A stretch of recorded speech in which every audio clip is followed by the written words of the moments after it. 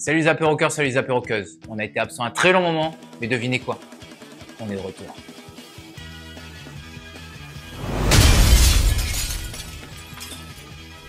Apéroqueurs, apéroqueuses, bonsoir et merci d'être avec nous. Ça fait longtemps qu'on ne s'est pas vu. On est très heureux de vous retrouver.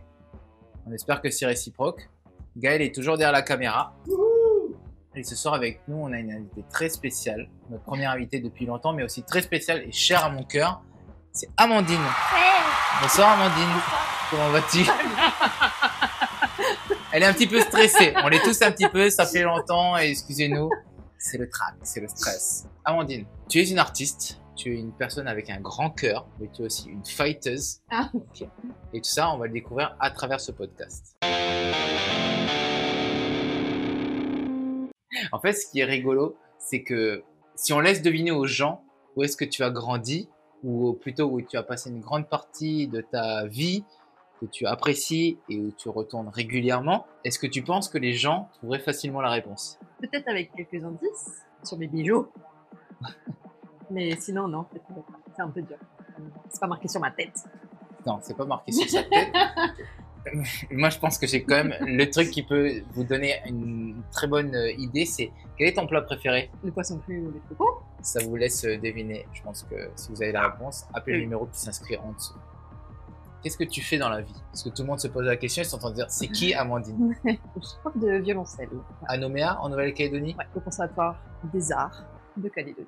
Ok. Et ça fait combien de temps que tu es prof au Conservatoire de Nouvelle-Calédonie de violoncelle? Là, c'est ma 4e année là. Comment est-ce qu'on devient prof de violoncelle? Il y a deux options. Soit tu es un soliste pour qui ça va pas marcher, donc tu fais par défi. Et ça, c'est pour tous les autres. Soit tu le fais parce que tu découvres une passion pour la pédagogie. Et heureusement, c'est mon cas. Quels sont les chemins qui t'ont emmené là à prof de violoncelle? Est-ce que un jour, t'as vu cet instrument? Est-ce que tu t'es dit, je préfère ça plutôt qu'être garagiste? En fait, mes parents voulaient que je sois plutôt soliste. Deux solistes, ils ont compris que c'était pas trop mon truc. Ils ont espéré peut-être que je joue dans un orchestre. Puis finalement, ils voyaient que c'était toujours pas le cas, quoi. Donc, de soliste à orchestre, de tout ce qu'on attendait de moi, finalement, je préférais la pédagogie, quoi. Et en fait, sur 3 options. Donc, on m'a vraiment mis dans 2 cases, et puis j'ai choisi la 3e de par ma propre professeure, que je trouvais admirable.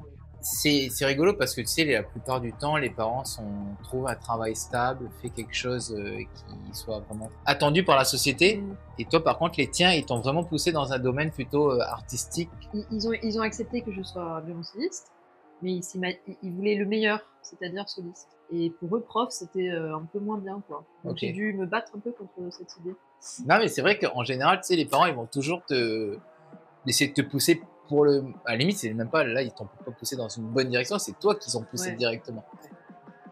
Le chapeau, ils pensent qu'ils savaient, peut-être ils voyaient le potentiel qu'il y avait derrière. Oui, parce que je jouais plutôt bien du violoncelle, donc j'aurais pu, mais j'aimais pas assez le violoncelle pour ça, par rapport à mes amis qui adoraient, quoi. Ok, quand tu dis que tu aimais pas plus, enfin, pas autant que, parce que tu avais d'autres passions à côté, ou c'est parce que tu es jeune et comme tous les jeunes, t'aimes bien rien faire?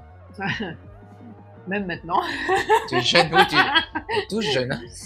Non, je sais pas. J'avais pas assez de passion pour travailler mon instrument 6 heures ou 8 heures par jour. Ok. Il faut faire ça pour réussir. Ça a tout de suite commencé par le violoncelle ou ça a été d'autres instruments qui sont passés entre tes mains? Non, que le violoncelle. Et c'est ton choix? C'était... Alors au départ, je voulais faire de la harpe. Il n'y avait pas Atreiki. Après, j'ai voulu faire de l'accordéon. Il n'y avait pas Atreiki. Après, j'ai voulu faire la contrebasse. Juste en train de t'imaginer à l'accordéon là. Ça aurait été... On la retrouve au bal de Bourreil ce week-end. Après, j'ai voulu faire la contrebasse. Il n'y avait pas. Et du coup, tac, tac, tac. 4e choix, violoncelle. Il y avait. Donc, j'ai fait violoncelle. À la fin, est-ce que c'est toi qui t'es... Je sais pas comment poser cette question, mais à la fin, tu te dis finalement, c'est une bonne coïncidence et je suis tombé sur l'instrument que j'aime, ou ça a été l'amour par obligation? Non, c'est venu après, je pense. Mais j'avais la chance d'avoir des facilités, donc c'est un instrument qui marche bien avec moi. Donc j'ai pu aller assez loin pour ne pas trop être embêté. Mais toujours dans les graves, par contre. Je n'aurais pas pu supporter un instrument aigu. Pour les gens comme moi qui ne font pas forcément la distinction, tu peux nous citer quelques instruments graves, quelques instruments aigus? Ben, en grave, tu as la basse, la contrebasse, le violoncelle, le basson, Ok. le gros truc. Et après en aigu, ben, bien sûr, tu as le violon, la flûte traversière. Ok. J'allais te demander justement si tu avais des instruments où tu avais une espèce de... Non, ok. Et c'est plus par rapport au son Ouais, c'est que par rapport à l'instrument en lui-même. Là, c'est le son Ok. trop aigu, quoi. Mais ce son trop aigu, si jamais il est lié au résonne orchestre, ça va ou c'est vraiment pour toi c'est de trop ces instruments et on pourrait s'en passer? Non, quand même pas. Quand c'est dans un groupe, ça va. Mais tout seul, tu vois, quand j'écoute les élèves qui sont dans la salle à côté de moi, de violon, je me demande comment ma collègue fait, quoi. Oui. Parce que c'est vraiment... C'est peut-être quelque chose d'humain aussi. Tu vois, peut-être on a des sons que... Je me permets d'intervenir juste pour dire que j'ai tapé violoncelle sur Google et sur le premier site proposé, il y a une phrase qui m'a tout de suite frappé. En fait, c'est on dit souvent que c'est l'instrument le plus proche de la voix humaine. On dit aussi que c'est la voix de papa dans le corps de maman. Et comme c'est un peu bizarre, je l'entends plus du tout cette phrase. C'est peut-être vieux jeu. C'est vrai. Moi j'avais une Ça note, marche. j'en avais une note, c'était c'est comme papa dans maman, un soir de fête. Ça reste papa dans maman, excusez-moi.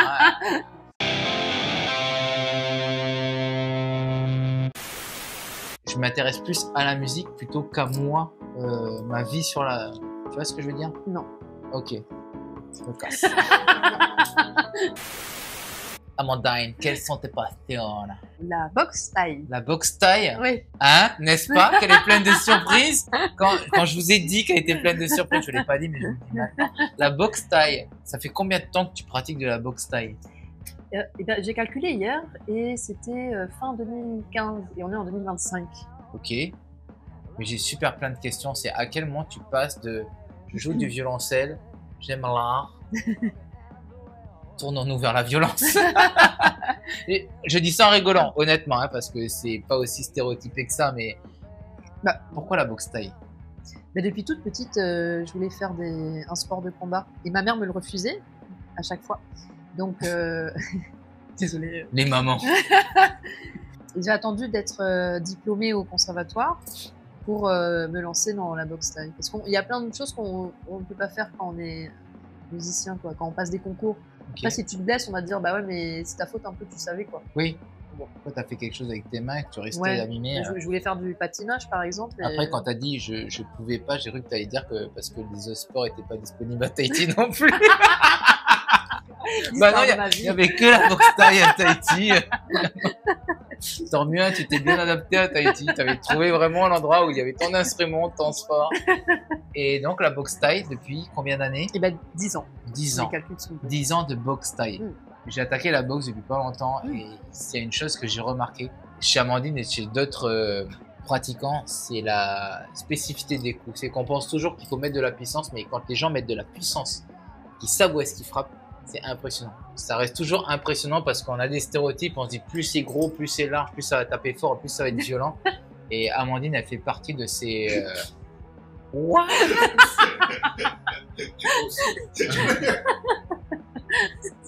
Tu voulais faire un sport de combat, tu fais un sport de combat, est-ce que tu te dis ah mais je suis dans mon élément ou parce que des fois on a envie de quelque chose et on découvre ça, on dit c'est pas du tout ce que j'attendais.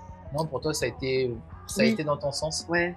Oui, carrément, parce qu'en plus, la boxe taille, c'est ancestral comme beaucoup d'autres sports de combat, mais il y a beaucoup de techniques. Et je trouve ça vraiment très intéressant, quoi, d'être le plus technique possible sans forcément devoir être musclé ou quoi. Tu vois. Ce que j'adore dans la boxe taille, c'est que tu utilises les coudes et les genoux.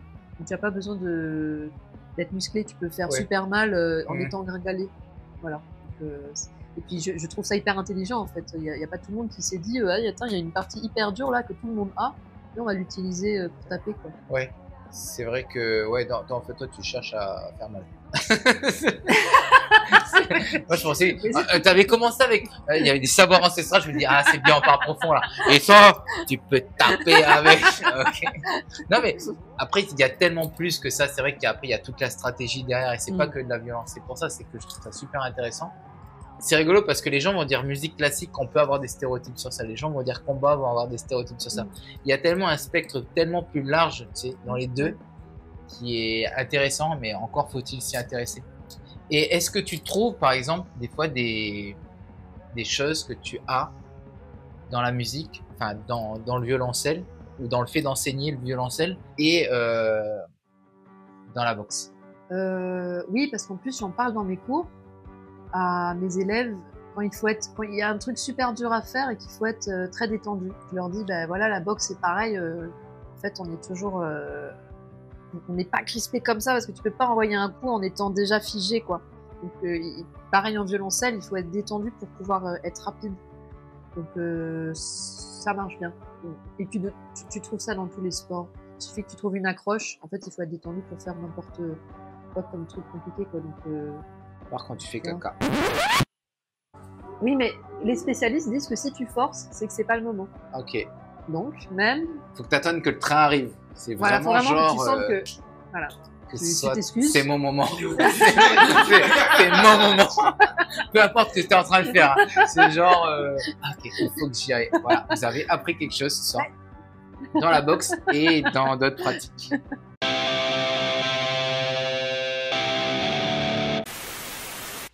Bah, viens nous voir un petit peu de ce côté-là.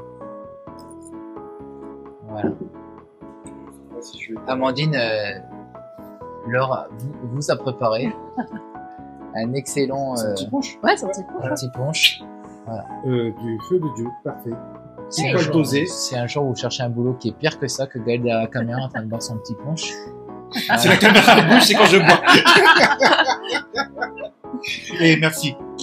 Et Manuel. Santé, brother.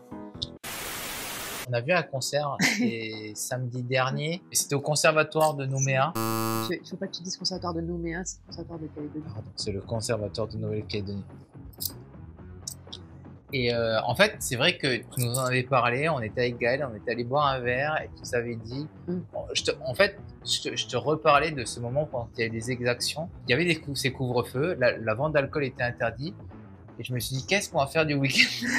Et je me suis dit, mais il se passe des choses en conservatoire. On va aller écouter de la musique classique. Entre parenthèses, je tiens à dire une chose. Hein. Tous les gens qui écoutent du métal n'écoutent pas que du métal. On va écouter d'autres choses aussi. Hein. On a un respect pour la musique en général. Mais excuse-moi, mais les métalleux sont des grands baroqueux.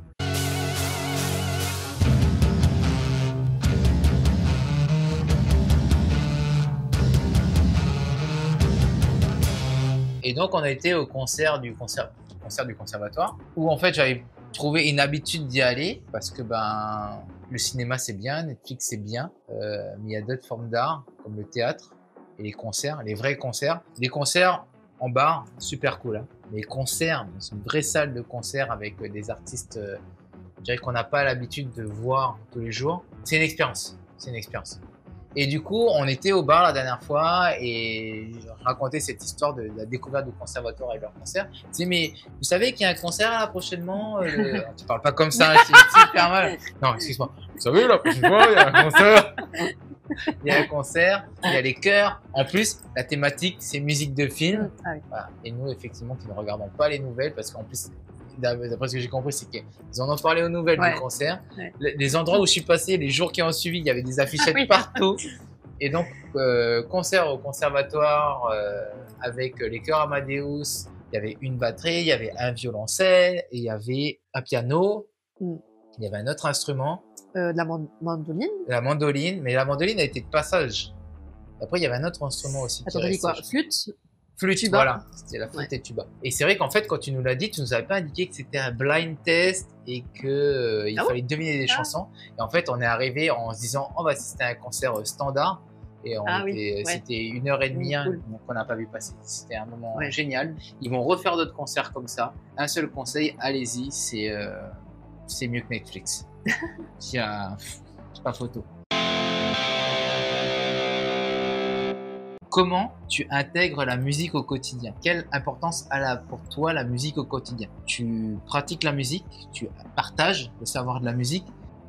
Quand tu écoutes de la musique, est-ce que tu scrutes la musique ou est-ce que tu la prends en tant que juste... Je peux pas écouter je sais pas. Non, j'écoute quand même de la merde. Je dis pas de la grosse, tu vois, c'est pas vraiment de la grosse merde. Non, t'écoutes de la merde. T'écoutes de la merde, c'est trop tard, tu l'as dit, t'écoutes de la merde. T'écoutes quoi comme merde? Tu vois, par exemple, Désenchanté, j'adore. De Mylène Farmer? Non, mais j'ai pas dit que c'était de la merde. J'ai dit juste que. Non, mais parce qu'en plus, j'écoute pas celle de Mylène Farmer, j'écoute l'autre là. C'est le centre de pop. Et tu sais, c'est quoi le pire? C'est que Ils ont repris en Oui, techno un peu. une meuf là, voilà. Tu sais, Voilà. c'est quoi le Voilà. Tu sais, c'est quoi le pire? C'est que tu peux même pas te battre avec elle. C'est dans ce sens que je sais que cette musique, vraiment, voilà, l'original est mieux, mais ça rentre pas.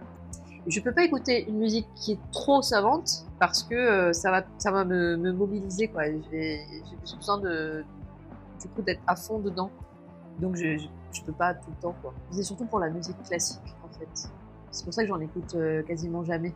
Parce que il y a trop de choses qui se passent, donc il faut soit que tu écoutes à fond, soit rien du tout, quoi. Je peux Oui. pas mettre en fond sonore. Donc, en gros, les gens qui vont à un concert de musique classique, qui ne jouent pas de musique, eux peuvent se poser à un concert et apprécier. Il y aura une personne dans la salle qui sera comme ça. Ouais. C'est ça. C'est moi. Ok. Non mais fair enough, hein. Mais tant mieux si ça s'arrête qu'à la musique classique entre guillemets, tu vois, parce que je veux dire, au moins c'est bon, c'est ton field. Oui, tu vois.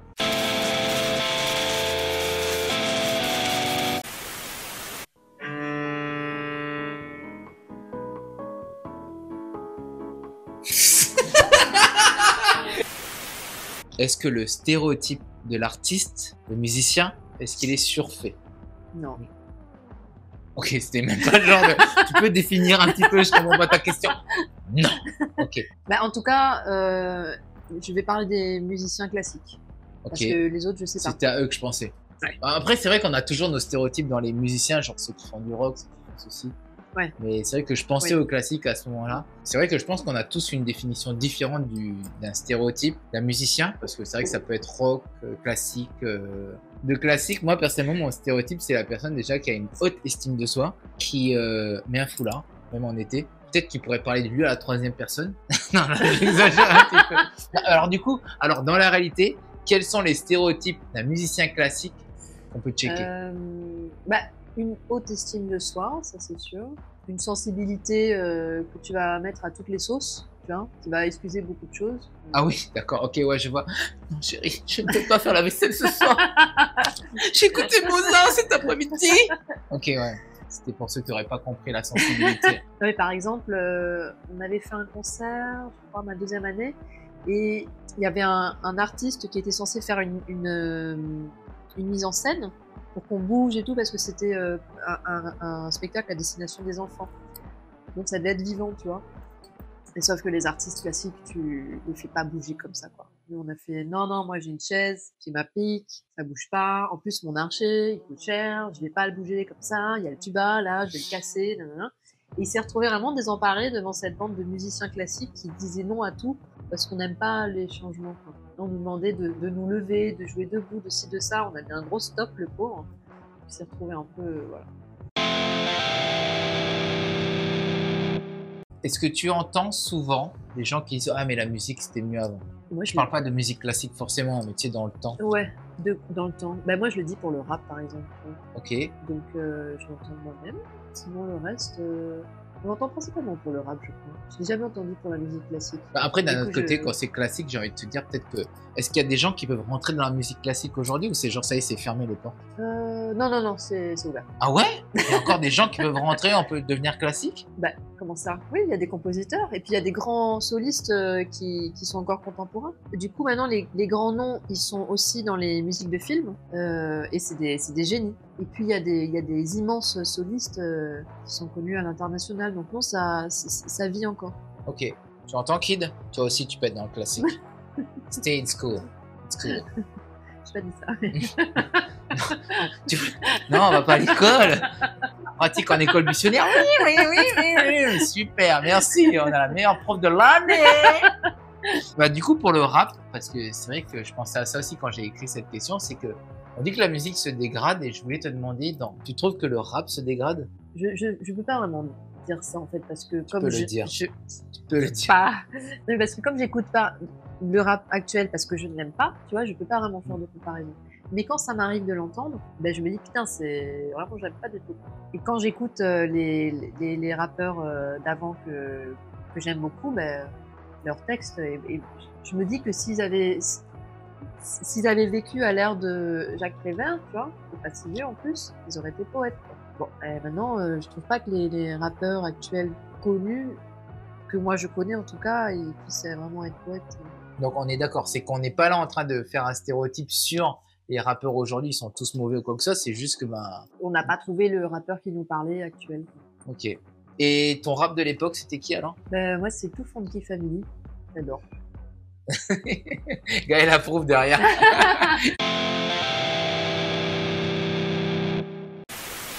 Je suis un lycée de parler. Attends, Donc, ah non, t'as Amandine, pas les écouteurs. très chère Amandine, merci d'être avec nous ce soir, d'avoir rejoint le podcast de Apéro. C'est un test, hein? Oui. Ok, oui. C'est pas un peu, s'il te plaît. Ah, pardon. Oui, allô, oui. Hey, ça va? Hey, Bon, c'est Ok. Et là. J'essaie de communiquer. Alors, ça, tu vois, par exemple, on le prendra pour le bêtisier. Oui, c'est ça. Ah. on parle des fois cinéma, et t'es une des rares personnes qui aime la chaîne Arte. Ah oui, c'est vrai. Donc, à Pardon. tous les fans d'Arte, ah, il y en a un autre qui est derrière, il revient. Je me permets de. Il se bat. C'est bon. Je pense qu'il y en a beaucoup qui, on est tellement genre sur Netflix, ou sur Paramount, sur des choses comme ça aujourd'hui, que c'est un peu comme toute forme d'art, c'est que des fois, il y a des choses qui nous passent sous les yeux parce que, bah, il y a le rouleau compresseur des grandes industries qui sont là. Et c'est vrai que, et ça, je te remercie parce que de temps en temps, tu vas m'envoyer un petit message en me disant, cette chanson, ou ce film, ou ce documentaire. Et je te remercie parce que tu fais vraiment partie des gens, tu sais, qui ont encore ce côté, t'as rien contre le blockbuster, mais par contre, s'il y a un petit truc, tu sais, qui, pour toi, tu trouves que c'est une pépite, tu vas aller la chercher et tu vas la partager. T'as regardé DJ Mehdi, là, le documentaire? Non, mais il est là. T'inquiète pas. Ah oui. Mais un jour, il va partir, hein. Voilà. J'ai dit. Il est là. Il faut regarder, parce que c'est vraiment extraordinaire. Ça touche au cœur, quoi, parce que c'était une personne vraiment extraordinaire. Donc, on est sur Arte, là, pour le coup. Oui. Arte, parle-nous d'Arte. Ok. Qu'est-ce qui, il y a un truc spécial avec Arte? Oui, il y a le fait qu'il n'y a pas beaucoup de choix de films. Donc, moi actuellement, je suis sur Netflix pour regarder. D'ailleurs, pourquoi regarder? Parce que j'ai pas été intéressée, mais j'étais sur Disney pour regarder Modern Family. Mais c'était vraiment juste pour ça. Et je voulais pas, avant, être sur une plateforme pour rester sur Arte et être obligée de regarder les films, les vieux films dont t'as pas entendu parler et qui sont des pépites et que tu regarderais pas si t'étais sur Netflix, tu vois. Effectivement, ouais. Bref, pour en revenir à Arte et ce genre de cinéma, ce genre de documentaire, pour toute personne qui pense que votre vie manque un petit peu de sel, de poivre, allez pas sur Netflix. Allez sur Arte. Arte. Oui.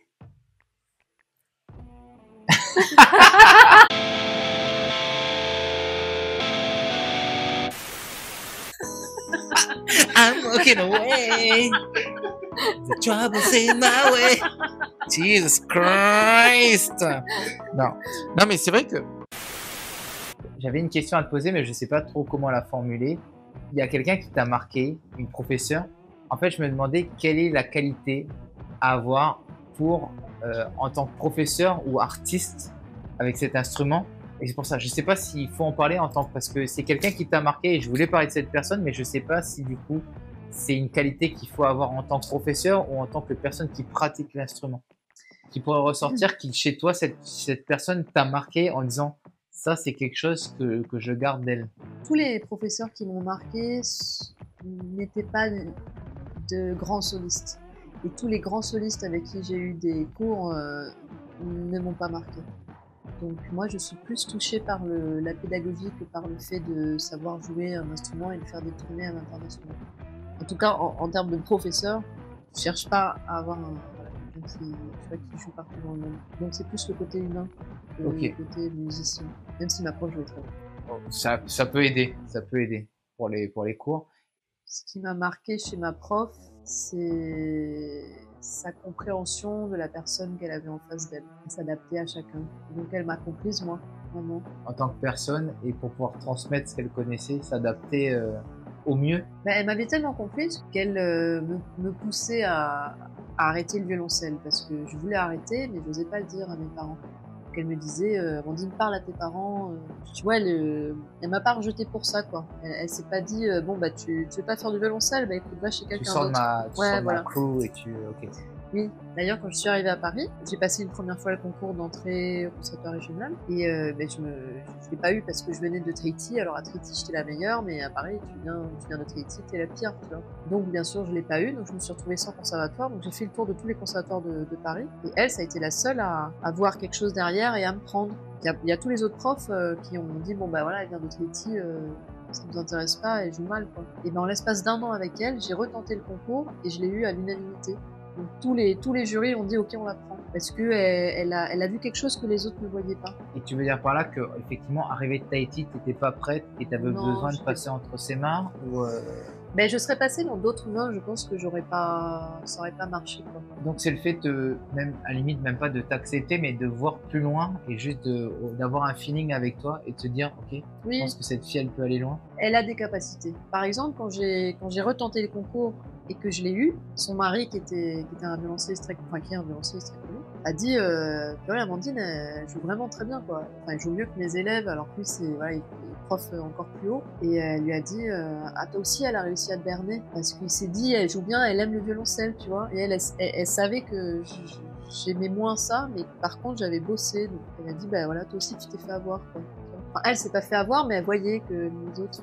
Donc Okay. elle avait une perception des gens qui était très forte. Ouais. Et est-ce que tu dirais que depuis ce constat qu'elle a eu, est-ce que tu continues de berner les gens? Maintenant, tu as un amour qui a grandi pour Bah, l'instrument. les gens fantasment parfois peut-être en se disant qu'on adore notre instrument, mais moi c'est pas toujours le cas. Par exemple, je travaille que quand il y a des concerts, sinon j'ai pas envie, quoi. Si, je vais te dire un truc très drôle, c'est que la dernière fois, j'ai écouté un podcast d'un gars qui est vraiment talentueux en musique. Et le gars, par contre, ce qu'il disait, c'est qu'il savait même pas brancher un truc. Il a dit, moi, je suis là pour écrire de la musique et je m'intéresse à ça. Et il manquait pas de respect, tu sais, au reste de l'instrument, mais et tout le reste de l'interview, c'était beaucoup de ça en fait. Il disait par exemple, ok, de casser une guitare, bon, c'est pas le même prix, mais de casser une guitare, ça le dérangeait pas parce qu'il avait pas forcément d'affinité avec l'instrument. Et il avait ce recul en disant, pareil, tu sais, quand il écrivait des chansons, il disait, moi je les joue. Il disait, ah, la dernière chanson que je la joue parce que ben le public l'attend et je la joue pour le public et je vais pas jouer moi ma chanson parce que. Et des fois, les gens peuvent le prendre mal parce qu'ils veulent que tu aies autant d'amour qu'eux Oui. pour ce que tu es en train de jouer, alors que toi, bah, tu sais, t'as ta vie aussi et t'as Oui. ce que tu donnes au public et c'est deux choses différentes. Oui. Bah, je préfère la pédagogie, par exemple. J'aurais pu être prof d'autres choses, quoi. Bon, pas à l'école, parce qu'il y a trop de gars. J'aime pas les groupes, tu vois. Mais J'aime pas les enfants. non, mais les groupes d'enfants, c'est dur, quoi.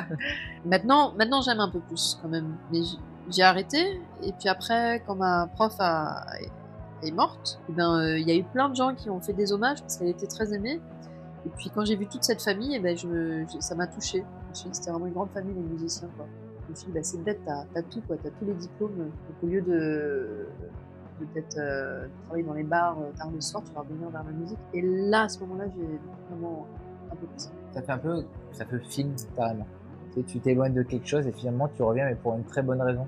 C'est quelqu'un qui t'a vraiment inspiré. C'est malheureusement, tu sais, c'est une histoire qu'on vit chacun, mais qu'on vit peut-être un peu tous. Et des fois, quand on perd quelqu'un, on nous fait rendre compte des fois la valeur de certaines choses. Aujourd'hui, enfin, nous, quand on va à un concert et qu'on te voit et qu'on t'entend jouer, c'est le bonheur que tu nous procures. Merci. Okay. Santé.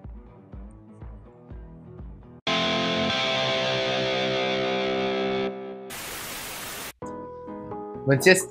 Tout à l'heure. Tu me disais tout à l'heure, quand je t'ai demandé, est-ce que tu peux venir avec ton violoncelle, s'il te plaît? Tu m'as dit, de toute façon, je ne bouge jamais sans mon violoncelle.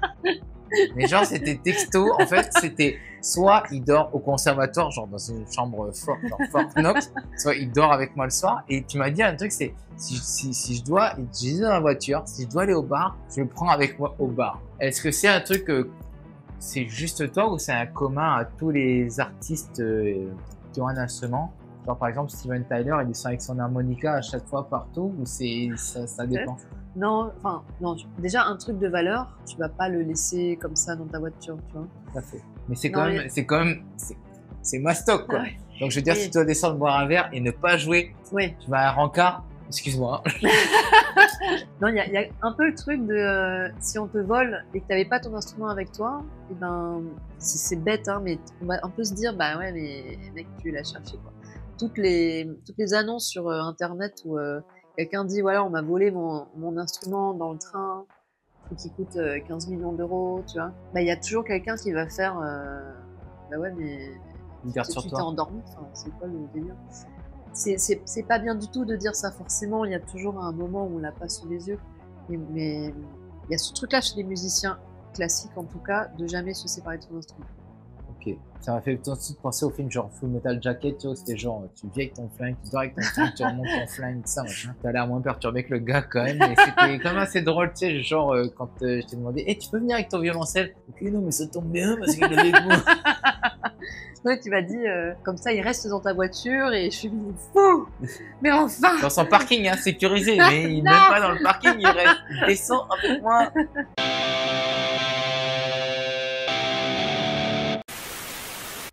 Aperoc is back.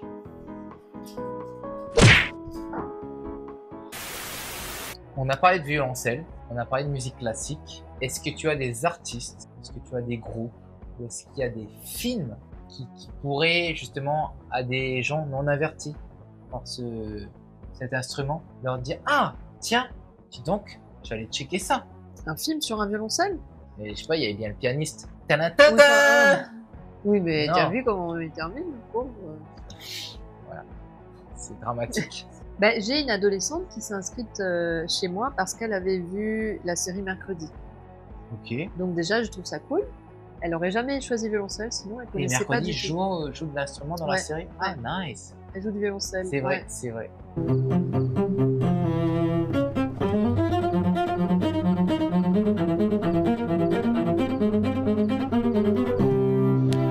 Et Ça, par c'est rapport à cool. ça, mais au moins c'est honnête, tu sais, parce que des fois les gens aussi ils veulent toujours. C'est ça que j'aime avec les jeunes, c'est qu'eux ils sont pas tout. Ils se viennent pour quelque chose, ils vont pas essayer de faire. Oh, ça, machin. Ouais. Ou la série, je veux ça. ok, En fait, tu sais, c'est comme Black Swan pour les danseurs. Ils ont détesté parce que c'est un peu caricatural et puis bon, voilà, la caste des danseurs n'a pas aimé. Pareil pour les musiciens, tout ce qui est film sur la musique, on a décidé qu'on n'aimait pas. Est-ce qu'il y a des films qui sortent un petit peu de l'eau où vous dites ah ok non celui-là il est ok. Non, il y en a un qui est bien, c'est Tous les matins du monde. Tous les matins du monde. C'est un film français. Film français sur le compositeur Marin Marais, voilà, c'est sur Marin Marais. Nous nous excusons.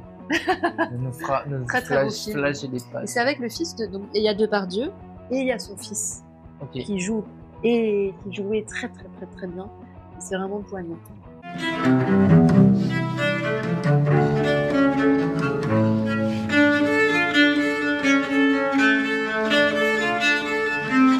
Et au niveau musical, est-ce que tu as des artistes? On va dire que cette personne, elle est en train de regarder, elle est en train de se dire, ça c'est vachement intéressant, elle tape des gens, mais elle joue d'un instrument aussi. Je me demande comment ça sonne, un violoncelle. Ah, tu veux dire pour écouter du violoncelle? Des artistes où tu dis qu'ils soient dans un groupe, qui jouent en solo, tu dis ça. À la limite, c'est, tu vois, t'es celle qui vendent la drogue, et t'es comme ça, Ok. viens. C'est tout à fait mon style. Ben, il y a des petites pièces qui sont courtes et intéressantes. Du coup, il y a la danse des elfes. Je crois que Capuçon a fait une vidéo sur la danse des elfes.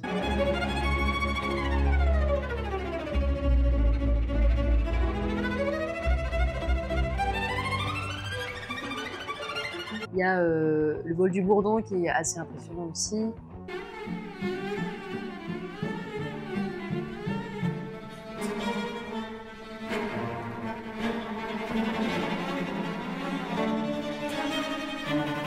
C'est court et c'est fun, quoi. Ok. Mais des fois, c'est ce qu'il faut, hein. Enfin, je veux dire, c'est de long, tu t'appelles ça des pièces, du coup? Oui, De longues ouais, pièces, tu sais, où ouais. des fois, tu te perds dedans parce que, justement, t'es novice dans la chose et Mm. tu dis ouais, et puis t'as des moments où tu ressens quelque chose. Mais moi, c'est ce qui m'est arrivé à certains concerts. Parce que t'es novice et les pièces sont longues, t'es là, ok. Ouais, ouais. Et des fois, vaut mieux quelque chose de court, la personne se retrouve. Tout à l'heure, quand on jouait justement pour un des sketchs, Gaël a demandé le château dans le ciel, parce qu'au moins c'était quelque chose où c'est ça, hein, Château ambulant. Le château ambulant. Il demandait quelque chose, mais au moins il savait que c'était quelque chose de concentré et quelque chose qu'il aimait. Des fois, vaut mieux ça. Et ce qu'elle est en train de proposer, vous les aurez dans la description en dessous. Donc, allez les écouter. Ça devient une spécialiste. Alors, il y a un concerto qui est magnifique. C'est le concerto d'Edgar, Edouard Elgar. Et il est joué par, enfin, il faut écouter par Jacqueline Dupré. Parce que Jacqueline Dupré, c'était une violoncelliste qui était extraordinaire. Mais malheureusement, on l'a perdue parce qu'elle a eu une sclérose en plaques.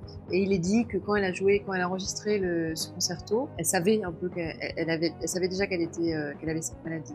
Donc en plus, on peut imaginer qu'elle a mis tout son cœur, quoi. Il y a une montée comme ça en puissance qui est rattrapée par l'orchestre. C'est un peu notre coup de cœur de violoncelliste, quoi.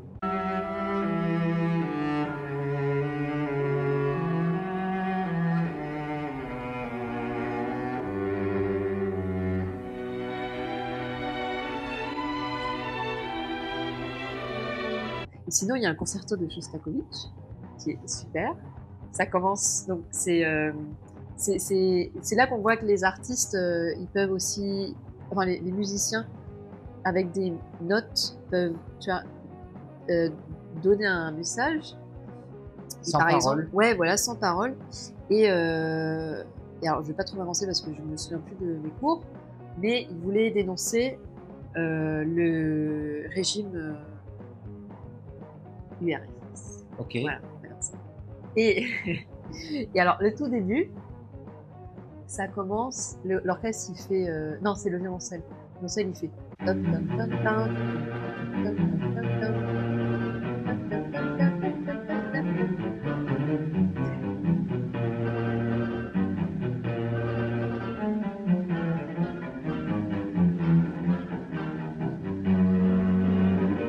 Et ma prof m'avait dit, voilà, ça c'est la police qui vient toquer à ta porte. Ta, ta, ta, ta, et l'orchestre qui fait ta, ta, ta, ta, voilà. Donc je trouve, à chaque fois que j'écoute ce truc-là, ça me donne les poils, comme on dit. Et puis après, il y a un mouvement qui est lent, et là, c'est toute la misère des gens qui ont traversé l'hiver, la neige, les gens très pauvres, etc. Et c'est que des sons aigus comme ça, et tu imagines la pauvreté dans la guerre, et voilà. Et donc, ça, je me suis dit, putain, ouais, il a écrit tout un livre, quoi.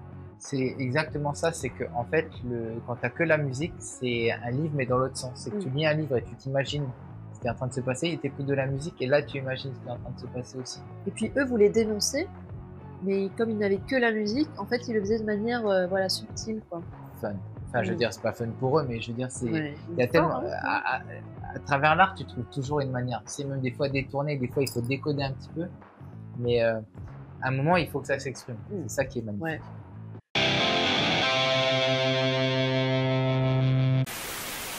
Alors, est-ce que il va falloir que je me bouche un moment? Vas-y, on va faire une pause après. Non. Je vais continuer à parler comme ça, avec le petit caca là qui va tomber au fur et à mesure.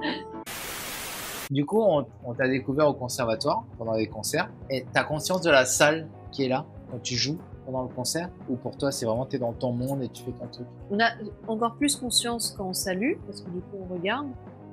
Mais non, on voit quand même un peu. Donc je crois que c'est un choix en fait. Soit tu décides de te mettre un peu la pression et de regarder, de lever les yeux, soit tu restes dans ton monde. Et donc comme j'ai remarqué avec l'expérience, surtout en Calédonie, que ça me porte de voir ces gens, bah, finalement maintenant je regarde. Est-ce que tu as eu l'occasion de jouer dans des endroits pour toi qui étaient genre exceptionnels ou qui t'ont marqué? Oui, j'ai joué au Théâtre des Champs-Élysées pour les 30 ans d'un orchestre dans lequel j'étais. On a fait en plus un morceau qui est extraordinaire, qui est le Requiem de Verdi. Et il y a un morceau, il y a un passage dans ce morceau qui est amené par des trompettes. Ces trompettes-là se mettent dans des endroits du public, plutôt en hauteur. Et donc en fait, voilà, t'es dans le public et puis là t'entends une trompette qui fait tan tan tan tan tan tan tan tan tan tan tan tan tan. Et puis après ça accélère comme ça, tan tan tan tan tan tan tan tan tan. Elles se rejoignent et puis tan tan tan tan tan tan tan tan tan tan tan. Et ça c'était vraiment exceptionnel, quoi. Et ça te manque pas des fois justement, enfin, parce que il y a les moyens qui en Nouvelle-Calédonie et souvent les gens critiquent les gens reconnaissent que ben c'est peut-être le prix à payer pour vivre sur une île paradisiaque. Est-ce que ça te manque pas justement tous ces moyens que tu pourrais avoir musicaux, tu sais, dans des grandes villes que t'as pas forcément en Nouvelle-Calédonie, ou toi tu trouves ton équilibre à travers d'autres choses? Non, ça me manque forcément. Alors pas forcément de pas jouer dans un orchestre, parce que ici il y a un orchestre, bon bah voilà, qui est très bien, donc ça c'est cool. Et plus d'écouter des concerts qui sont Ok. voilà, avec gros effectifs. Donc en fait, en fait, au niveau participatif, tu as ce qu'il te faut. C'est plus peut-être toi au niveau culturel en général de pouvoir aller voir quelque chose qui. Oui, oui, oui. Voilà. Oui, parce qu'on est En fait, responsable. t'en as marre de nous, faire le spectacle. Tu voudrais juste être spectatrice un petit peu. Ouais. Est-ce qu'il y a un endroit où est-ce que tu aimerais jouer, avec ou sans public, hein? Ouais. Est-ce qu'il y a un endroit où tu aimerais jouer? Oui, et c'est porté par le souvenir d'un professeur qui faisait jouer ses élèves en extérieur parfois pour leur apprendre à projeter leur son. J'ai toujours eu cette image en tête et j'aimerais bien. Bon, déjà, j'aimerais bien amener mes élèves en extérieur, mais bon, maintenant, avec toutes les autorisations qu'il faut faire dès que tu sors un élève, c'est hyper compliqué, donc c'est infaisable. Puis C'est rebelle. Non, mais l'air salin risque d'abîmer les instruments, donc voilà. On reste classique. Mais non, moi, j'aimerais bien jouer en extérieur, dans du vent, et donc je m'imagine bien en Bretagne, sur une Alors, une juste falaise. Ouais. excuse-moi, c'est quoi l'intérêt en fait? Parce que le professeur il aime bien sortir ses élèves. Oui, C'est quoi la différence entre jouer en intérieur et jouer en extérieur? parce que quand tu joues dans une petite salle, ton son a une bonne reverb et du coup tu t'apprends pas forcément à le projeter. Par exemple, quand tu joues dans une grande salle, ce qu'on dit c'est que il faut que tu vises le coin le plus loin de toi et que tu t'imagines que tu envoies ton son là-bas. Voilà. Et c'est un exercice. Et donc quand tu es en extérieur, et ben en fait cet exercice il est illimité quoi. Ok, donc du coup ça c'était la version où on joue en intérieur et toi donc ton idée Oui. de jouer ça serait Ben, j'aimerais bien jouer. Moi, je m'imagine sur une falaise avec du gazon face à la mer et avec du vent une falaise en particulier ou bretonne. Et j'aimerais que mon son fasse partie des éléments, que je le crée et que je le vois s'échapper comme ça avec le vent. Ça lui donnerait encore plus de vie, quoi, plutôt que une réverbe faite par quatre murs. Ce serait beau, ce serait vraiment. c'est quelque chose du vivre dans l'instant. Oui, voilà. Et je vois ce que tu veux dire, mais Oui, mais oui. c'est vrai qu'il y a quelque chose de beaucoup plus naturel avec le fait qu'il Oui. s'en aille avec le vent. Et puis je trouve ça intéressant de jouer pour personne, quoi, et de jouer pour Pour la beauté du jeu. pour le vent, voilà, qui le prend et le met loin de toi. Je trouve ça beau. C'est magnifique. Si avec tout ça, ça vous a pas donné envie d'écouter du violoncelle ou de jouer du violoncelle, je sais pas ce qui vous... Je sais pas. La championne, la seule, l'unique. Ceinture noire. Couronne dorée. Amandine. Merci Amandine. Tu es la best. Merci à toi, c'est très bien. Apéroqueur, apéroqueuse, on vous violoncelle.